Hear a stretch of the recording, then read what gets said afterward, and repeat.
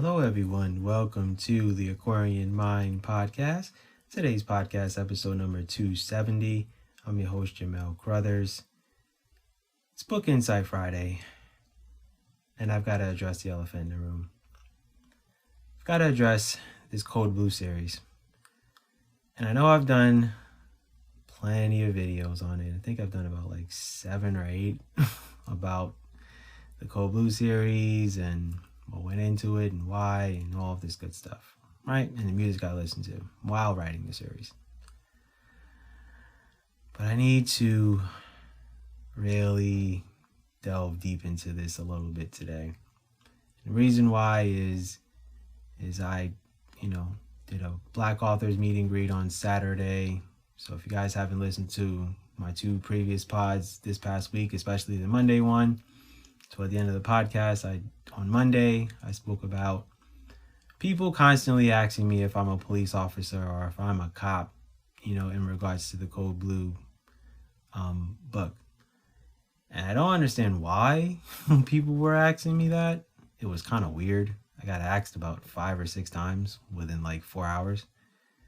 And it's funny because a couple actually bought Code Blue, and their son is a cop. And in my head, I'm like, well, why are you buying this book out of all the ones that I have available?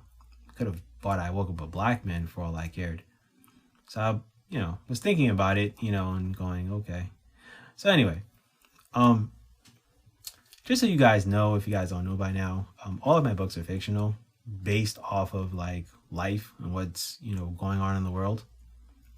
Code Blue is a 5-book series that focuses on a good police officer named Gary.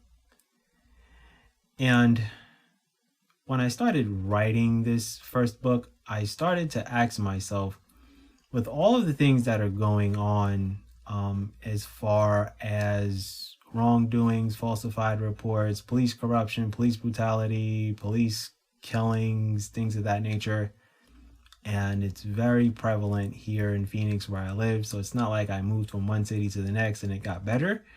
But the real question is who is making the decisions, who's, barking out the orders on, what to do and how to do things, right?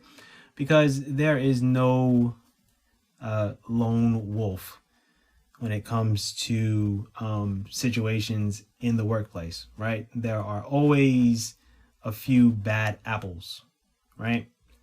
I wrote it after doing certain research on police chiefs who have resigned due to racial epithets and racism in regards to their conduct, which would mean that there are few within those police chiefs' prospective cities where they may have certain cops that are following his or her guidelines and things of that nature. Now, the police chief answers to government officials, correct? Yes. So when I did, go through it and wrote the book, I wrote it in a perspective of police chief bulletins. Now, does that actually happen in police departments? Most likely not, right? But I'm writing it as he's making the orders. He's sending it down to the lieutenants and the sergeants and things of that nature. And that is what is causing the issues that are going on in the inner cities of America, right? So it's not that the police chiefs do not know what's going on in most of these police departments, because they do. They must be in the know of what's going on, right? Because they are the head of a certain amount of police departments in their respective cities. So it's why I wrote it the way I wrote it. The goal is to make you think. It's not to make you go, well, that's not what happens in police departments. That's the problem. Everyone is taking that and going, well, this doesn't happen. No, it doesn't. But it makes you think, well, wait a minute. Maybe it is police chiefs that are making these orders. And I'm not saying it's all of them, right? Because this doesn't go on in every city. This doesn't go on in every small town, right? Because it doesn't, right? But I'm not for, you know, making all of this content where it's saying F the police and all that stuff, right? No. But there are certain things that are going on here in America right now.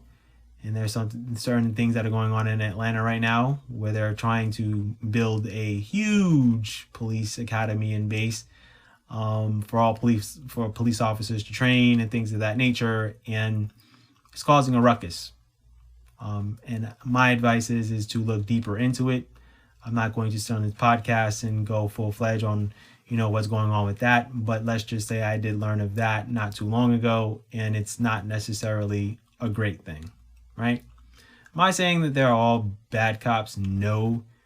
But for me as a black man to be out and about and see a police officer, if I have to automatically question if you're a good one or a bad one, that's concerning. And it doesn't matter the skin tone of police officers, because a lot of police officers in certain cities, whether you're black, white, or Latino, or of Asian descent, it just does not matter, right? There's this code of silence that infiltrates and permeates police departments all across America, and that is a very plain and obvious thing that we all know about, right?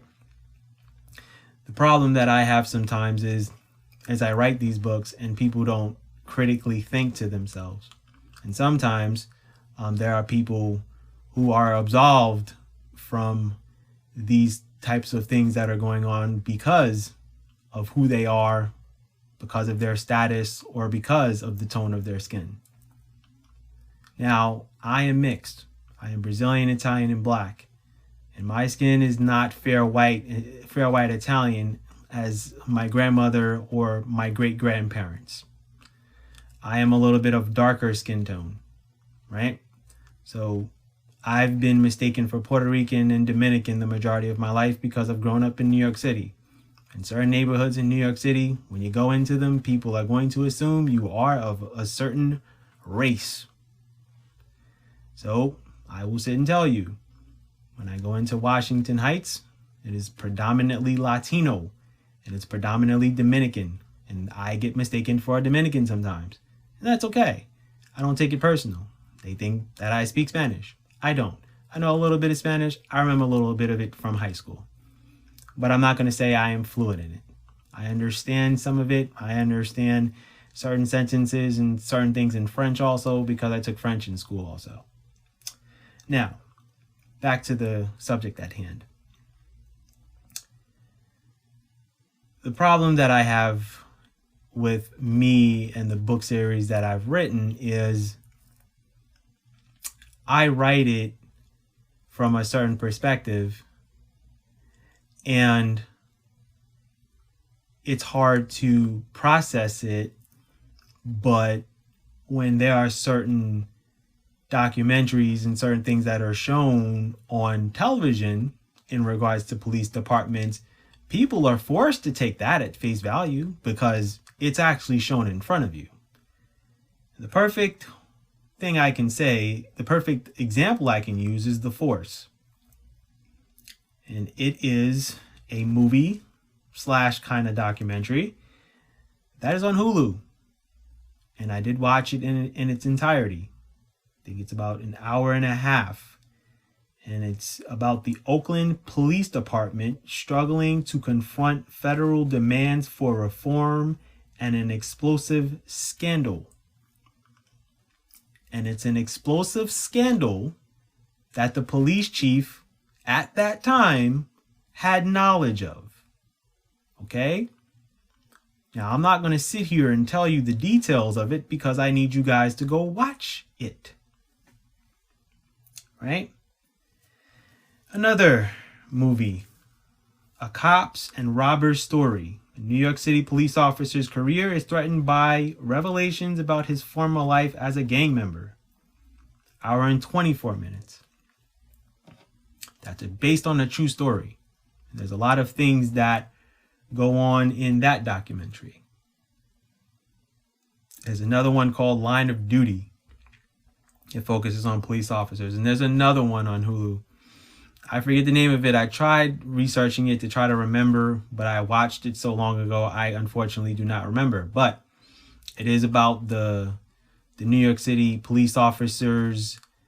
There were 7 of them that went to, they gained national news attention for them exposing a lot of the things that are going on in police departments. So when I go into the process of writing, certain things about what's going on in police departments, be on notice that I did do plenty of research. And not only did I do my research, a lot of these documentaries that and movies that I am mentioning to you right now, they came out after I wrote the Code Blue series. So just think, I did extensive research and reading articles about what's going on in police departments across the country. If you was to do a Google search, a Bing search, a DuckDuckGo research, and if you are to actually take the time and put police chief resigns racism, I promise you, you will get at least bare minimum 8 to 10 police chiefs who have resigned within the past 10 years due to racism. So, what I am saying is I am writing this from a good cop's perspective. And the question that so many American citizens ask is, how many good cops know who the bad ones are? Right? That's the question. There's another documentary it's a mini-series documentary. It's called Blue Lights. It's on Showtime. It's about a high school football team in Minneapolis who's taking on the tough challenges of getting through life in the inner cities after the death of George Floyd. The kicker to it is all of these coaches that are coaching these kids, the coaches for this certain football team in the inner city of Minneapolis, they are all police officers of the Minneapolis Police Department. Okay? That's all I'll say. Please go watch that. It's not just about football. It's about resilience. It's about life. It's about protection. It's about families being worried about their kids every day. And there was this one kid, quarterback of the team, playing great, getting himself, really out there and getting noticed by prospects. And guess what? He was killed. Not killed by a police officer, though, but he was killed by someone who mistook him for someone who robbed him earlier that day. The guy got 30 years, but can't bring the kid back. And at the beginning of that first episode, his mother and father specifically said that they were concerned for their son and the safety of living in Minneapolis. And unfortunately, he was killed. And that's reality of life. It's unfortunate, right? And as they say, there's more guns than people in the United States of America. And that's something that we discuss, but after a while we sweep it under the rug until something else happens.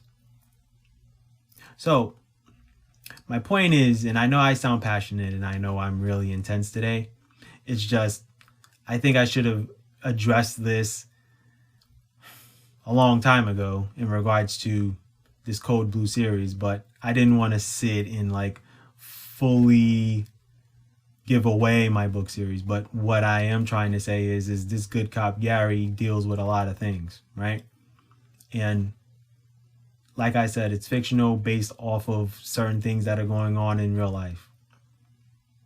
And I think I did mention that Sean Bell was killed probably about 2 miles from where I used to live. Amadou Diallo, I know where he was killed because I'm from the Bronx. I know what neighborhood he was in. I know that story. Eric Gardner, I know where he was killed. I know where he was killed too by police officers. I know what neighborhood he was in because I've been through all those neighborhoods. I'm not going to sit here and lie to you either. I have no reason to. I've been to a lot of neighborhoods in New York City. I've been through the train systems, the buses, all that stuff, right? I've been in a couple of rough places where I've had to referee basketball. Okay? That's just what it is. And that's how you make it in New York City sometimes. I don't wish it on anyone, but that's just what it is. That's the reality of it, right? So, as the book series goes along, a lot of things start to affect this good cop Gary. His family life, certain addictions he attains, he acquires. There's a lot of things that happen. And yes, I have done extensive research on how police officers, a lot of them have an alcoholism problem. And that's statistically shown and proven year after year after year. So I don't have any purpose or reason to write something that I don't have knowledge of. I don't need to go sit and have interviews, with former cops because they're not going to tell me the whole truth. That's just what it is. So anyway, I needed to address that today. I needed to address the elephant in the room. So please don't take this podcast personally or anything like that. I just felt like I really need to, express myself because after being at a book festival and being asked 5 different times if I am a cop and if it's from a cop's perspective, it's like, no, I am a writer. I am an author. That's my gift that was given to me by God. And lastly, I could never be a cop, and for numerous reasons. So with that said, I apologize for this podcast going a little bit longer than normal, but I was going off of the top of my head today and I really needed to get out what I needed to get out. So I appreciate you guys listening. And if this inclines you to go check out Code Blue Part 1, please do. I'm just going to leave it there. So just a heads up, there will be no podcast next week. I will be taking a week off. Like I said, this summer I am going to be taking time off here and there just to get a break from recording and to be able to focus on other projects that I am doing. I am pretty much everywhere as far as social media goes. My website, theaquariummindpodcast.com. Don't forget, if you are on certain platforms, stick to it. Keep listening, share, like, drop comments, drop a message. Let me know what you think, what you feel about the podcast, what you want to hear, things of that nature. So have a good weekend, everyone. Be good, everyone, and go accomplish your goals.